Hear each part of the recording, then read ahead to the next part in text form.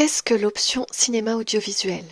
L'option cinéma audiovisuel est un enseignement facultatif qui engage l'élève dès la seconde à la terminale dans une démarche de découverte, de développement et d'approfondissement d'une pratique ainsi que d'une culture cinématographique et audiovisuelle. À quels élèves s'adresse cette option? Aux élèves qui souhaitent enrichir leur culture cinématographique à travers l'étude d'extraits de films inscrits dans des genres, époques et origines différentes. Apprendre le langage cinématographique et le mettre en pratique par le biais des exercices divers en groupe qui vous mèneront jusqu'à la réalisation d'un court-métrage personnel en terminale. Construire son propre regard critique et affirmer et défendre ses goûts cinématographiques. Préparer l'accès aux études supérieures, essentiellement ceux en lien avec le monde du cinéma, de l'audiovisuel et du spectacle vivant. Les cours sont assurés par un professeur titulaire d'une certification complémentaire de cinéma audiovisuel. Il travaille en partenariat avec le cinéma. Comment faire une analyse filmique? Pour réaliser une analyse filmique, il y a différentes étapes à suivre, des étapes rythmées par les différents éléments à analyser. Ces étapes se composent d'une introduction présentant les points clés du film, l'analyse de l'image, l'analyse des séquences, l'analyse des plans, l'analyse de la mise en scène, l'analyse du montage et enfin l'analyse de la portée du message que renvoie le film. Toutes ces étapes doivent être étudiées minutieusement afin d'améliorer la conception et la réalisation de ses propres projets audiovisuels. L'introduction et la présentation du film. La première étape pour élaborer une analyse filmique est de faire une brève présentation du film.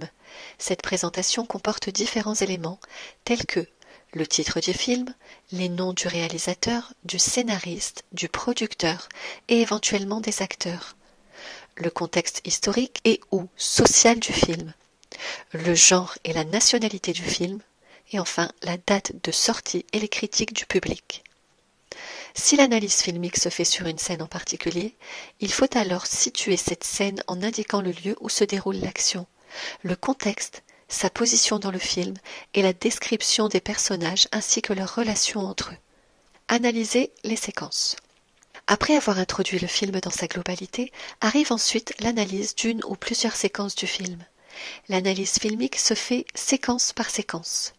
Il existe différents types de séquences, d'où l'importance de l'analyse qui permet de déterminer quel type de séquence est choisi pour le déroulé du film. Définition d'une séquence. Une séquence est une série de plans qui constituent une unité narrative. Ces différents plans sont reliés entre eux grâce à un montage. Les différents types de séquences sont les suivants. Les séquences en temps réel. Ici, la durée de la projection est la même que celle qui est fictive. Les séquences ordinaires. Elles comprennent une suite chronologique d'événements ou des ellipses temporelles plus ou moins importantes. Les séquences parallèles ou alternées, ces séquences alternent deux ou plusieurs actions et ou paysages différents. Comment analyser une séquence? Une séquence se compose de plusieurs plans. Pour analyser une séquence, il est nécessaire d'étudier et d'analyser ces différents plans. Parmi ces derniers, on trouve séquence, le plan séquence constitue une séquence à lui tout seul. Général, un plan général est un plan très large qui ne permet pas de distinguer les individus, il ne dévoile qu'un paysage.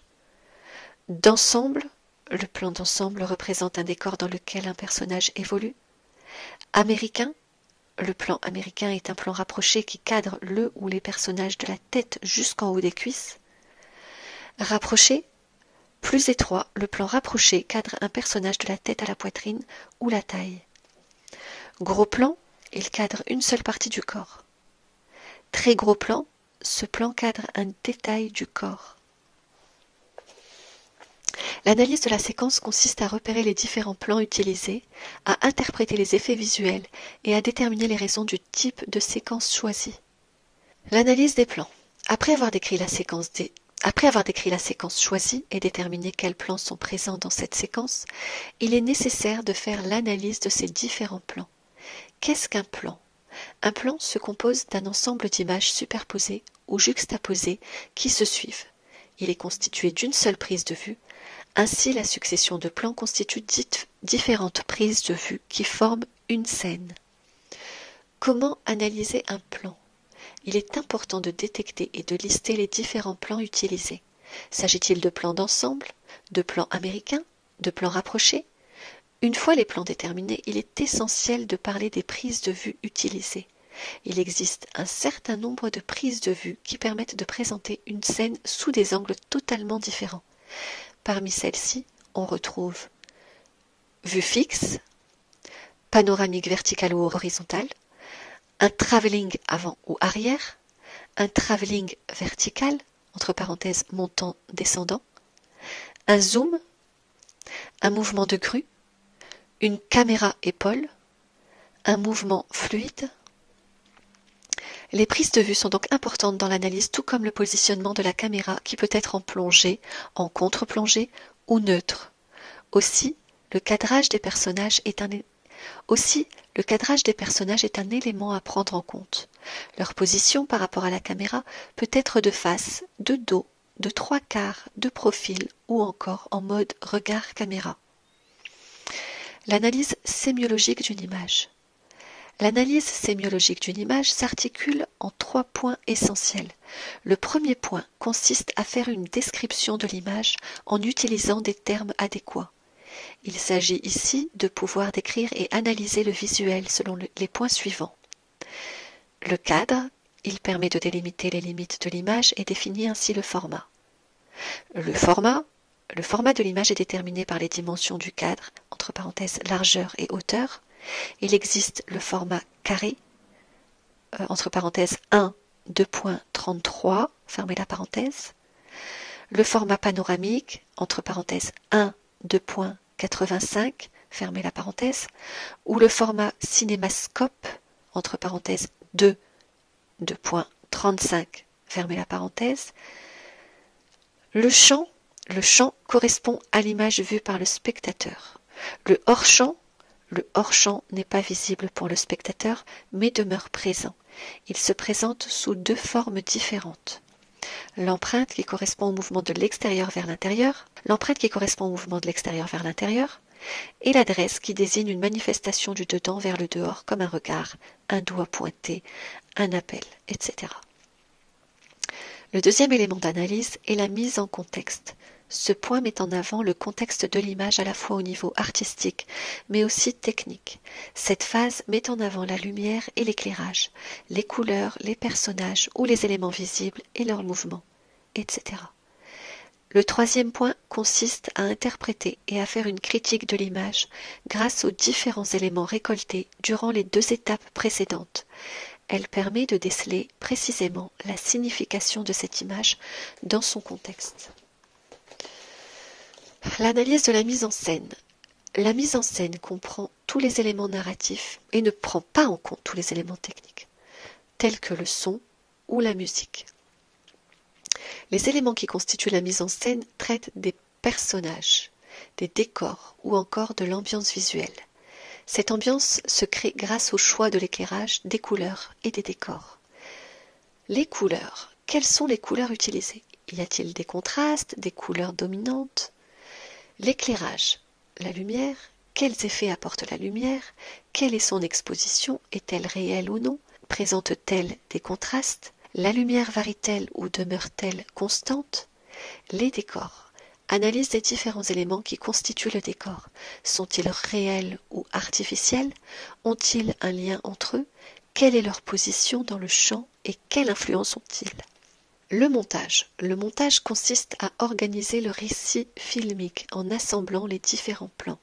Cet assemblage se fait par des découpages ou des raccords entre les différents. Les effets de transition entre chaque plan sont réalisés grâce à ces raccords.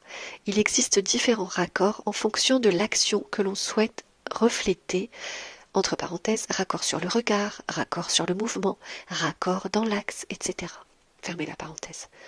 L'analyse filmique consiste à détecter l'alternance des plans et à analyser quels raccords ont été choisis. Aussi, le rythme et la longueur des différents plans sont à analyser. Le son.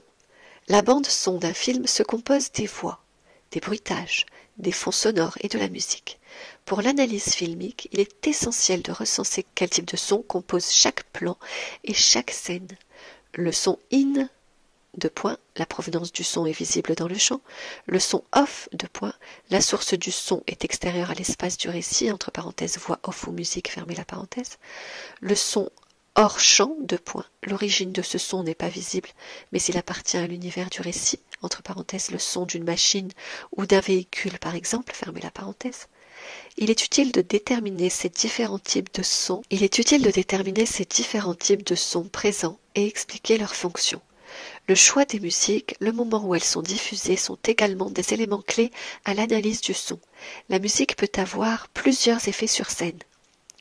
L'illustration, deux points, la musique renforce la scène en soutenant son climat, entre parenthèses, dramatique, émouvant, stressant, etc. Fermez la parenthèse. Deuxième point, le contrepoint, la musique crée un contraste avec la scène et les différentes images représentées.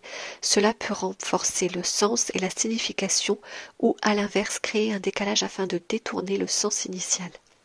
L'analyse du film dans son ensemble.